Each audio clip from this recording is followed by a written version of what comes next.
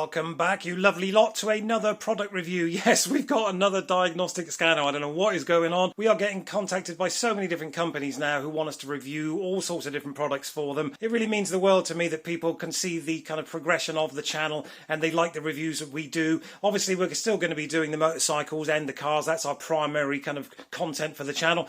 But I know that some of you do like product reviews as well. We did a little kind of poll, shall we say, on the YouTube channel in the community section to see what you guys like, and quite a few of you did like the product review, so we will continue to do that. Anyway, back to this bad boy here. We have got another diagnostic scanner, another one from Kingbolen. This is the S600, a very much budget option from them as opposed to some of the stuff that we've been doing lately. This is for your home mechanic, your DIYer, somebody who just wants to turn off a service light, an oil light, do their own oil changes, maybe put a battery in their car, that kind of stuff. It won't be bi-directional, it won't do all the coding that the other ones have done. It will probably do, as I imagine, airbags, maybe SRS, that kind of stuff, I would think anyway. We'll get into that when we do the full review out in the car, when we put it through all its paces, put it through the test, see exactly what you get. But first of all, let's get it unboxed, see what we get inside. So there it is. That is the Kingbolen 600S from Kingbolen, oddly enough. Now, they don't just supply Kingbolen stuff, they also do Think car stuff. We've done quite a few reviews on Think car products in the past, including the Think Scan Max, the Think Diag 2, which is an amazing device. I'll stick some links in throughout this video up in this top right-hand corner if you're interested in those kind of things. They're more bi-directional, a little bit more kind of high-end, as it were. This is more their budget option, so we will have a little look at the box. It is a 5-inch Android tablet-style scanner, which boasts high-quality features with easy workflow to tackle the common and complex vehicle diagnostic issues for most modern vehicles worldwide. As it says on the box, not much else to see, so let's get it out of here and see what we find inside. All right, there it is in all its glory. Nice looking machine, I have to say. I've not seen this. We are looking at this literally together. Let me just get this out of the box for you guys. And there it is, guys. Nice looking device. I've got to say, that looks really, really slick. And as usual with Kingbolen stuff, you get quite a comprehensive user, guys, although most of that is taken up with different languages, of course. But good to have. A couple of silica bags there, your requisite ODB2 cable and your data transfer. But this one looks to be a Type-C cable, which is always nice to see for faster transfers and that kind of stuff. You'll use that effectively to charge it. I'm not sure if it's got an internal battery. I think it does. We will turn it on and we will find out right now together. Yep, it's got an internal battery. There you go. That was nice and simple. Right, so let's get into this user face, see what it's all about, and then we will take it out to the car, do all our usual tests and see what this thing can actually do. See how quickly this starts up as well, because generally speaking, these kind of more budget-friendly options take around about 30 seconds to start up, unlike the Kingbolen K8, which we obviously reviewed a couple of weeks ago. That was super quick. I'll stick a link in up here for that. Brilliant device. Slightly more professional, but just a stunning device. This, as I said, is their more budget option. And there we go. So, supported system and software. Okay, we will have an oil service reset, brake reset, airbags as I imagined, steering wheel, battery. Oh, we got the DPF regen, TPMS and ABS bleed. That's good. That's nice to see that as well, because some of the more budget options don't actually do things like the DPF, EGR valves, that kind of stuff. You have to buy them as a separate entity, as it were. I think the CRP123X from Launch is a prime example. That is a great budget scanner, but for some of the stuff you had to buy the software for the DPF regen and the EGR valve and all that kind of stuff. Here it looks like we've actually got it all on board. There's the Android user interface, as you would expect to see. Not a great deal going on. I think if you've seen one of these interfaces, you've seen them all. You would expect to see OBD up here, diagnosis, maintenance, that'll be for your oil changes, that kind of stuff. There's where it stores all your files. You've got your updates here as well. That won't do anything right now because we are not connected to the internet. But it does tell me up there that we can connect. I'm assuming we pull that down and then we'll just connect all that up. I'll connect all this up, guys. We'll get into the internet, do some updates, and then we'll take it out to the car, see exactly what it does. But so far, yeah, it's nice. It's quite a slim design as well. Compared to some of these budget ones, which are big and fat and heavy, this is really lightweight and quite slim. I do like that. Would have been nice to have the Bluetooth dongle, but you can't get everything. This is a budget device after all, but it does have an internal battery, some nice little grips there for your hands, and unlike some of the other budget ones, as I said, which are quite heavy, this is really lightweight, so you can just hold it in your hand without any kind of real drama. There is, again, no clip for putting it over the steering wheel. I really wish these guys would think about that. It's a tiny bit of plastic. You could just plonk it over the steering wheel. Makes your life so much easier. Kingbolen, if you're watching this, stick a little lever here that we can clip it over the steering wheel. Wouldn't cost you much, makes things a lot easier. Those are just a heads up for you. Obviously, it's got a timeout on the display. Anyway, we'll get this set up with the Wi-Fi, pop out to the car, put it through its tests, and come back with some results and give you an overview and conclusion of what we think of this Kingbolen S600.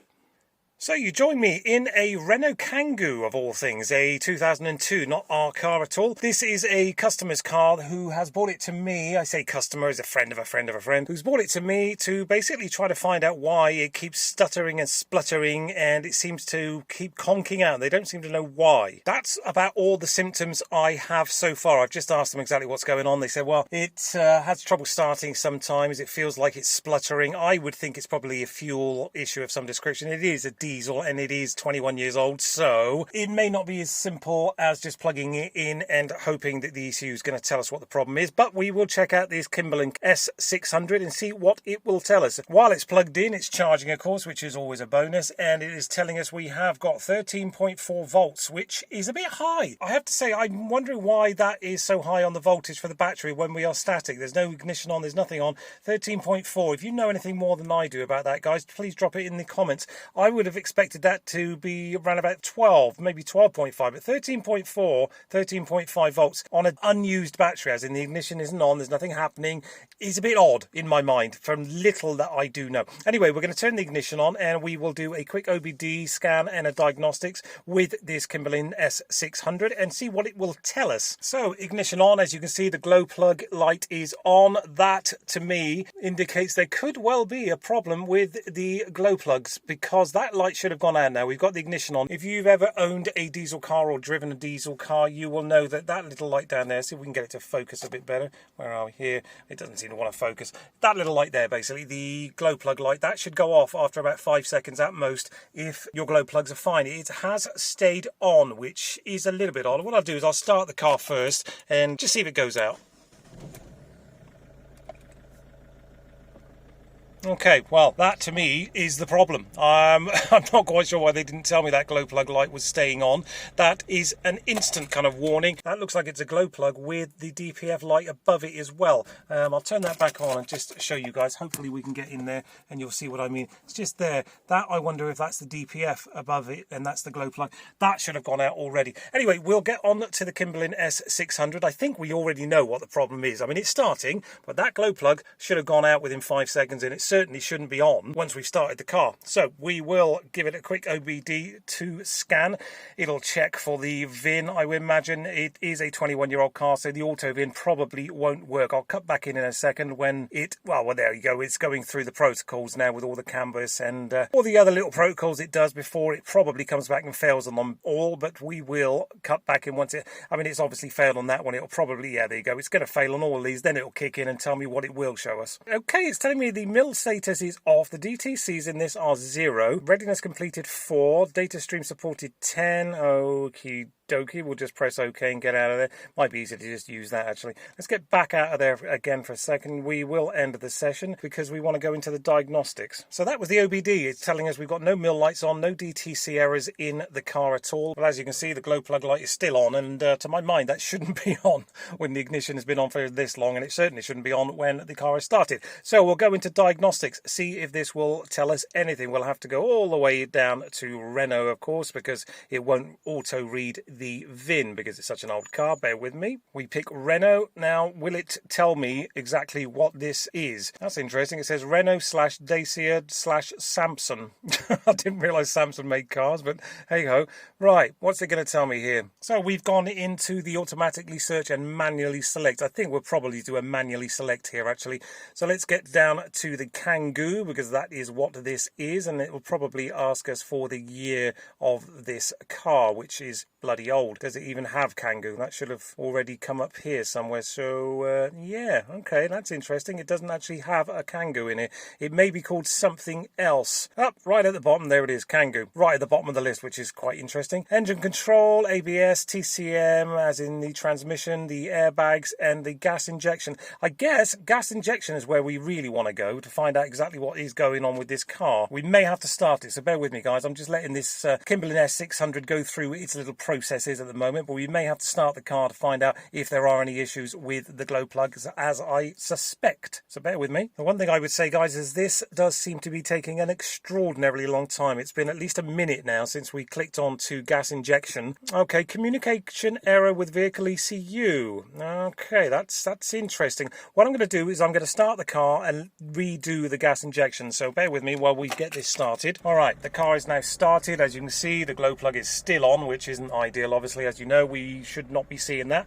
We'll go back into gas injection. That may get things working a little bit quicker. If not, it just means that this car doesn't support us being able to look with a scanner at what's going on with the gas injection, which is a bit odd. But as I said, it is a 21-year-old car, and that is the problem you get as cars get older and older and technology moves forward. Obviously, the older cars get left behind, as it were. The one thing I will notice is we've gone up to 14.7 volts, 15 volts almost now, with the engine running, which again I think is a bit high. Again, drop it in the comments if you think I'm wrong, but I do think that that is a little bit high. 15 volts should be more like 14 at best, and 12 when it's just with the engine off. But it seems to be around about 14 with the engine off and 15 with the engine on, which, as I said, seems a little bit odd. And again, it is taking an extraordinary amount of time to work out if it can actually read the gas injection. I don't think it's going to be able to, and I don't think that's the scanner's fault. I think the car is just too old. The ECU doesn't have the functionality in it to be able to tell the scanner what's going on. If all operations are normal, well, we don't know, do we? Because it's obviously not communicating. Well, that's a shame. That's not the scanner's fault. That's the car's fault. What we will do is go into the engine control module, see if that will tell us anything. Well, this is taking a huge amount of time as well, guys, so I just think this car's too old for this scanner. As I said, I think that's the problem. As scanners become more and more technologically advanced, the older cars just get left behind. This will probably work beautifully on a 2010 and onwards car, but because this is a 2002, it's just not able to read the ECU very well, or the ECU isn't compatible with new scanners. I'm not exactly sure. So identified, all right, cylinder 2, cylinder 4. It's telling us well, it's not telling us the VIN because it won't read it, but identification. It's not telling me much in the way of identification, I have to say. Okay, well, what we'll do now is we will read the DTCs. It did say there was no DTCs, but look at what we found here. EGR valve position sensor circuit, short circuit, cylinder 4 injection, minimum limit, rail pressure regulation, pressure. Right, so this is exactly as I thought. It's not a glow plug necessarily. It's the injectors by the looks of things, and the EGR valve, which this is the problem with diesel cars, of course. But look at that. That's how good the Kingbolen S600 is. Even though it said there were no DTCs in this system, this has actually found 3 of them. A DF084, a 102, and a 137. All related to what I think is causing the problems with this car. In other words, why it's spluttering, why it's hard to start sometimes. I'm not sure if there's anything wrong with the battery voltage. It's possible. That's still too high in my mind. The glow plug light is still on, but I think it's probably more related to the EGR valve. That's probably not the end of the story. I wonder if we can actually... Right, network connection failed. I think that's because we needed to be online to be able to suppress that, and then we can go online to Google search with this unit here. I haven't actually set up our internet access for the Kingbolen S600, so we can't go online with it, but that is the functionality there. If I had got Wi-Fi working at the moment, I could go into there. It would take me straight into Google, as your phone would, and effectively what we could do then is find out exactly what DF084 means. But it's given us a brief overview there as well. It's saying there's a short circuit to the EGR valve, and cylinder 4 has a minimum limit, and the rail pressure regulation function is at maximum. So what I'm going to do is go back and clear those DTCs. It'll basically tell me to put the engine, the ignition on, as it were. We'll just go straight into there. Clear memory faults now. Now, there you go. Look, the glow plug light, as it were, the EGR valve light, whatever that might be. I think that's more than just a glow plug light. That's gone off now, so we'll turn the ignition off. We'll take the key out. We will stick it back into the ignition. That light, now will that glow plug light go out again now, as it should do? Well, that's interesting. It hasn't even come on, and that's probably because I've done too many cycles, but we just turn that on again. Right, glow plug light on, glow plug light off. There you go. Well, we fixed that problem with the S600 for Kingbolen. We'll start the car up, see if it comes back on. Give it 30 seconds or so, because I think if it was going to come back on, it probably would do within that kind of time frame. That's one of the major reasons why you would buy something like this. You can, as I said, do all your diagnosis, OBD2 functionality. You can do oil oil resets, airbag resets. You can do engine light resets and glow plug light resets, as you could see there. Once you manage to work out exactly where your car is, you can get straight into these read DTCs. We'll go in there now, and it's still telling me that there's a problem with the EGR valve, which I guess that probably is an underlying problem. I could, as I said, literally go online now and find that out, but because I didn't set up my code for the Wi-Fi, I'll go in the house and do that in a second. But it's not my car. I'm not fixing this per se for somebody. I just basically told them I'd scan it, find out what was wrong with it, and I think you'll have to agree that has come back with some pretty impressive results. We can also do a data stream as well. Now, if we get down into here, bear with me, I'm going to find out exactly where we need to be. So I've chosen basically for the live data the EGR, solenoid, the valve opening, the valve position, and the valve sensor. If we just press OK now, that should give us a graph of exactly what's going on there. The EGR solenoid valve is inactive. I'm not a mechanic. You know that if you've been watching the channel for a while. I don't know what that means. It gives you a percentage of the opening reference. It's giving you a valve position recopy, whatever that might be, at minus 50%. And it's giving you 5 volts at the EGR valve sensor voltage. If you know what that means, wonderful. But if you were a little bit more mechanically minded, as I said, this is great for the DIY mechanic. I'm not that kind of guy. You know what we do on the channel. I'm just going to tell you what this will do. And as you can see, I'll give you a live data stream of exactly what's going on. I wonder if that's the problem there. The solenoid valve control is inactive. Don't know whether it should be. What we'll do is we'll rev it up. And as you can see, things start to move around. Nothing is moving apart from the opening reference. So I think this is effectively where our problems lie with this little Renault Kangoo. But you can see there are a lot of things you can choose throughout there. We chose those 4, but you could choose the airflow, external air temperature, the fan speed, the fuel temperature, the injection warning controls, all this kind of stuff. Look, I mean, there's literally dozens and dozens of them. We'll press the home button. Yep, we'll get back out of there. That has been a quick overview of the Kingbolen S600. I don't want to make this video 3 hours long, so what we will do is just get out of there for now. And that, as I said, has been a quick overview of the Kingbolen S600. I hope you liked it. I hope you enjoyed the video. What we're going to do now is I'll take you straight back in the house. We'll have another little look at this, and I'll give you my overview, what I think of it, should you buy one, the pros, the cons, all that kind of good stuff. But that has been the live test of the Kingbolen S600. Hope you enjoyed it. Let's get back inside. So after testing, unboxing, all the stuff we've already done, what do we actually think of the Kingbolen K600? I think it's a really nice bit of kit actually, guys. I won't lie in my videos. I won't tell you that something like this is going to be the best tool you'll ever buy in your life, because it won't do everything that some of the more expensive scanners will do, but it will do pretty much everything you want it to do. I'm hoping some of the testing we did will show you some of the functionality and, you know, basically what this thing will do. The price is obviously in the description, which will be down underneath here somewhere. And as I said, I hope you've seen the testing we've done in the unboxing, and I'm hoping you've also seen the video we did on the launch recently, the CRP123X Elite, so you can make a direct comparison with this Kingbolen S600 that we've just reviewed. I personally have to say I prefer this Kingbolen S600. I just think it's lighter, it's got a much easier to understand kind of menu. I do really rate Kingbolen stuff, I have to say, and they are both around about the same sort of price. If I had to choose, I think I would choose the S600 over the CRP123X, but that's just a personal choice. They pretty much do exactly the same as each other. It's just I found that the CRP was slightly heavier. I found this to be easier to use, personally. So if I had to choose, as I said, I'd go for the 600. Anyway, I hope that's been of some interest to you guys. I really, really hope you enjoyed the video. If you have, and you like this kind of content, please consider subscribing. Give the video a thumbs up, a like, and a share, all that kind of good stuff. Follow us on TikTok, Instagram, Facebook, and Twitter as well. All the kind of accounts for that will be in the description underneath. We will be back in a week's time on Budget Cars and Bikes with another review. I imagine it'll be a car or a bike, because what I'm trying to do now is do kind of a car or a bike and then a product and then another car or a bike, just to change things up a bit. But as I said, if you like this kind of content, please consider subscribing. From Budget Cars and Bikes, that is it for this week. We will be back next Saturday with something completely different. All right, guys, I really hope it helped. Link is in the description. We'll catch up next week. Take care.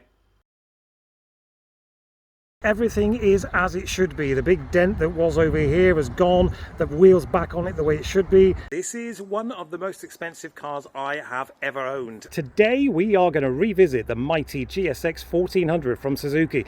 Anyway, back to this bad boy here. We have got another diagnostic scanner. So as you can see, guys, we have a boot full of tools. That can mean only one thing. We are about to start the teardown and rebuild of this beautiful Nissan Qashqai. It came from Poland. We've handled it. Where's our 12 quid? So they're making extra money. Hope that makes sense, but it's a pain in the bum and it annoys the hell out of me. So be aware, if you order these from Poland via Heed, you will pay some import tax and it will be about 46 quid. So all told, this kit comes in at just over 210 quid, I think, to my door with the taxes. Anyway, enough waffle. Let's get this box open and see what we actually got for our 200 quid. So I decided to opt for the DJI Osmo Action 3, but I didn't want to pay full price. I didn't want to pay like crazy money. So I decided to buy a refurbished unit, but this is the camera. This is what you can expect to get from DJI store if you decide to go for one of their refurbished models.